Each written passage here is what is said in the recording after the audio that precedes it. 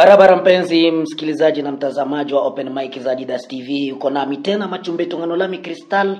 Kwa leo tunaangazia makala ya siasa. Tuzungumzie siasa nchini Jamhuri ya Kidemokrasia ya Kongo. Ni hivi karibuni ambako rais mstaafu wa nchi ya Jamhuri ya Kidemokrasia ya Kongo Bwana Joseph Kabila alitangaza kwamba atarejea nchini Jamhuri ya Kidemokrasia ya Kongo baada ya kukaa muda wa miaka huko Afrika Kusini, na amesisitiza kwamba atarejelea mashariki mwa Jamhuri ya Kidemokrasia ya Kongo. Kuliangazia hili mpenzi mtazamaji na msikilizaji wa Open Mic za Adidas TV, nimeungana naye Bwana Ngoma Alimasi ambaye ni mkuu na kiongozi wa mashirika ya kirahia katika tarafa la Fizi. Bwana Ngoma Alimasi, ni takriban masaa 28 sasa tangu rais mstaafu wa DRC Bwana Joseph Kabila atangaze kurejea nchini na kuja kukaa mashariki mwa Jamhuri ya Kidemokrasia ya Kongo. Ninyi kama viongozi na wasimamizi wa raia mashariki mwa DRC, mmepokeaje tangazo lake? Ni jambo ambalo sisi peke tunajiuliza.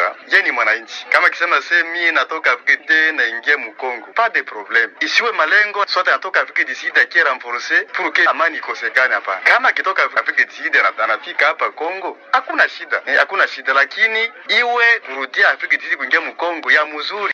Kwa sasa miji mikuu ya mikoa ya Kivu Kaskazini na Kusini imekuwa chini ya udhibiti wa waasi wa M23 mkiwemo Goma na Bukavu. Mumetathmini vipi Rais Kabila ambaye aliongoza Kongo muda wa miaka 18 kutangaza kwamba atakuja kukaa mashariki mwa DRC ambako usalama si nadra kabisa? Ikala mashariki kwenye kuko adui. Hapana, yeye ingekuwa mzuri. Yeye kama anapenda aingie Mkongo, aende kine iko na mahali ya kukaa. Fasi ni mingi, aende Equateur sawa, lakini aende kukaa na M23 pamoja ambayo inatuua kila siku. Atuone bien si kama vile raia wa Kongo mzima. Siku zilizopita Bwana Ngoma Alimasi, Rais Felix Tshisekedi alitoa tuhuma kumtuhumu mtangulizi wake Bwana Joseph Kabila kwamba anawaunga mkono waasi wa AFC M23. Hiki alichofanya Joseph Kabila kuja kukaa mashariki mwa DRC, upande wako kinaashiria picha gani kuhusu tuhuma zile? Sisi tutajua kila mtu na matunda yake. Wa mubaya tutamtambua kwa matendo na kwa mwenendo. Hatuwezi kisha kile ambacho sisi kidalisema kama ni kweli sote kama ni bongo, lakini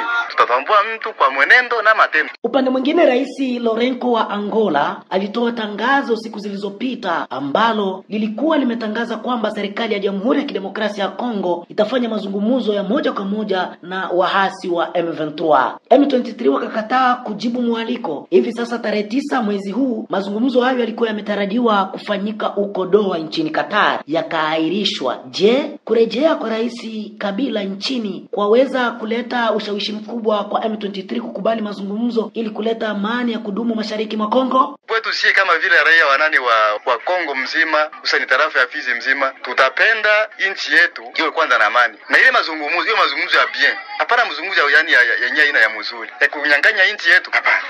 Bwana Ngoma Alimasi, je, kukubali kwa serikali ya Rais Tshisekedi kuendesha mazungumzo ya moja kwa moja na waasi wa M23 kumepokelewaje na raia wa eneo la Fizi? Kama ni mediation njoo tupende hata.